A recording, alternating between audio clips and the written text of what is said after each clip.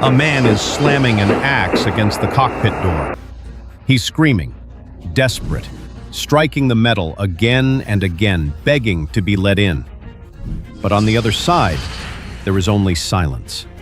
Meanwhile, the plane is descending, slowly, steadily, heading straight toward a mountain wall. Air traffic control tries to make contact, no answer. Emergency protocols are triggered. Fighter jets are launched. An international alert is issued, but it's already too late. Germanwings 9525 is falling, and inside, 150 people sit, unaware of what's unfolding. What's happening behind that cockpit door? Who is the man wielding the axe? Why is the plane descending? And the most chilling question of all, is there any chance they could survive? This is the real story of one of the darkest moments in modern aviation.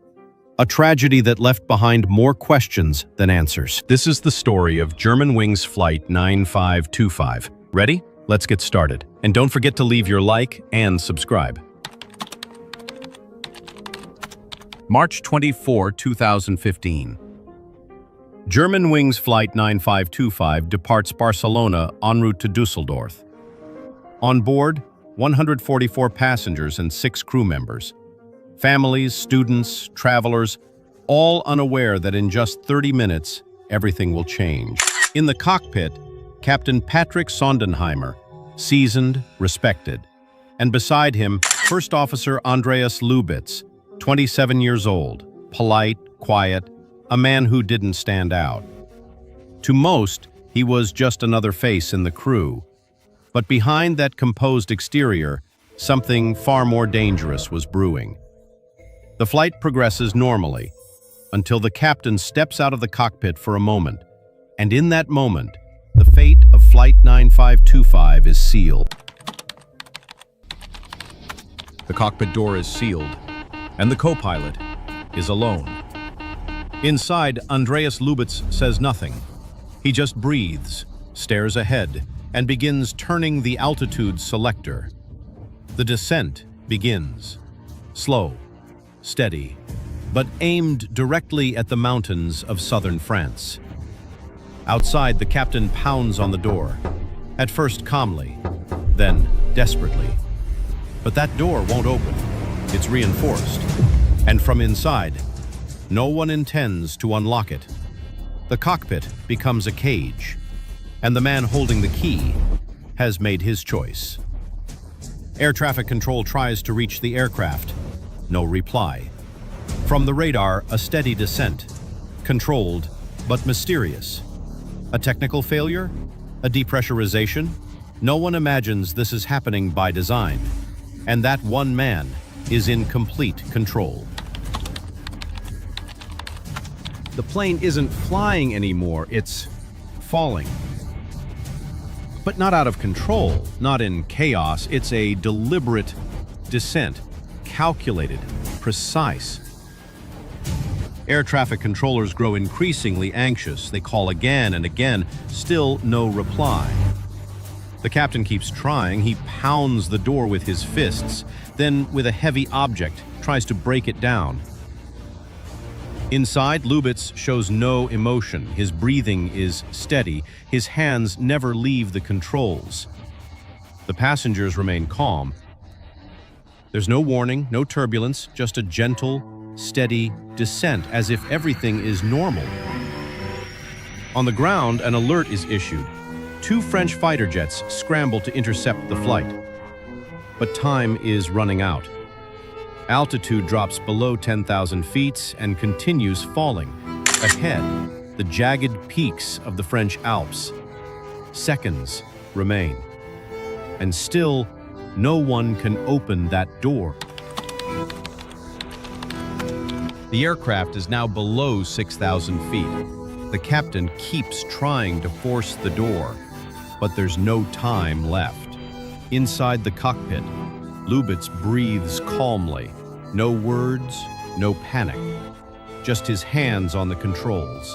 At 10:41 a.m., Germanwings Flight 9525 crashes into the French Alps at 700 kilometers per hour.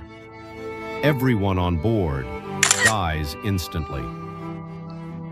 What you're about to hear is a real fragment from the cockpit voice recorder. Listener discretion is advised.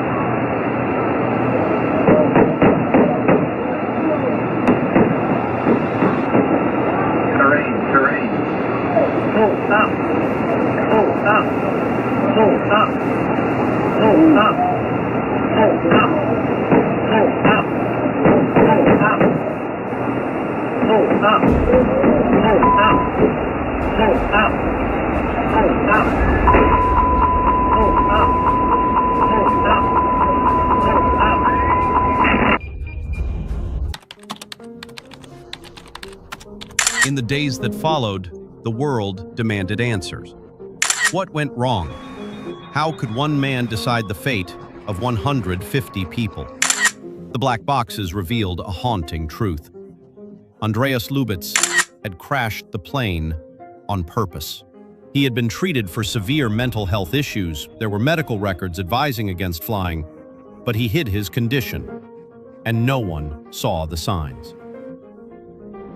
Lubitz wasn't a technical failure. He was a human blind spot, a silence that cost lives. After the investigation, cockpit protocols changed, requiring 2 people in the flight deck at all times, but those changes came too late. On that mountain slope, only flowers remain, crosses, names, 150 lives, taken mid-journey. Parents, children, stories that were never allowed to finish.